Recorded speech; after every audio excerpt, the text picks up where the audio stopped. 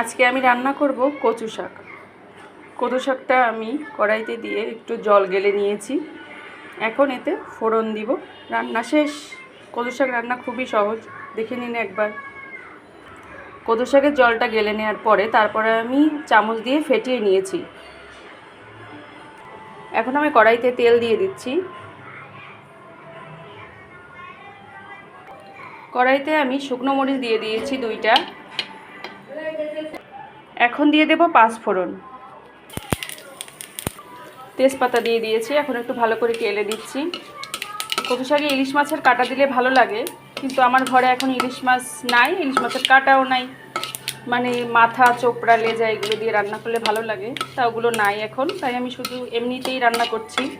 এখন আমি কচু শাকটা এর ভিতরে দিয়ে দিব। লবণ হচ্ছে যার যা স্বাদ মতো দিবেন। হলুদ দিয়ে দিচ্ছি 1/2 চামচ। ঝাল যদি বেশি খান তাহলে 2টো কাঁচামরিচ দিয়ে দিবেন। আমি কাঁচামরিচ অবশ্য দিই নাই। একটু চিনি দিয়ে দিচ্ছি, চিনি দিলে ভালো লাগে খেতে। এখন নেড়ে চেড়ে নামিয়ে নেব। হয়ে গেছে আমার কচু শাক। একটু জলটা শুকিয়ে গেলেই নামিয়ে নেব। জল প্রায় শুকিয়ে আসছে। এভাবে রান্না করে দেখতে পারেন, ভালো লাগবে। লাইক, কমেন্ট, শেয়ার দিয়ে সাথে থাকুন। ধন্যবাদ সবাইকে।